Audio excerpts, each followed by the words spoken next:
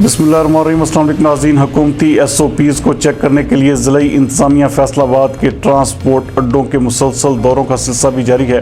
हमारे नुमाइंदा ख़ुसूसी ज़ाहिद नशीस के मुताबिक डिप्टी कमिश्नर मोहम्मद अली की हिदायत पर सेक्रेटरी RTA ज़मीर हुसैन ट्रांसपोर्ट अड्डों के मुसलसल दौरे करके इंसदाद कोरोना के सिलसिले में हुकूमती SOPs पर अमल दरामद को चेक और महकमा ट्रांसपोर्ट की जानब से मुसाफिर बसों में सफ़र करने वालों के लिए वज़ा करदा हिदायत का जायज़ा ले रहे हैं। गुज़श्ता रोज़ भी सेक्रेटरी RTA ने मुख्तलिफ स्टैंड्स का दौरा किया और मुसाफिरों के बॉडी टेम्परेचर, सैनिटाइजर्स की मौजूदगी, बसों में समाजी फासला के तहत मुसाफिरों के बैठने के अमल और मजमूई तौर पर इंसदाद कोरोना इक़दामात का तफसीली जायज़ा लिया।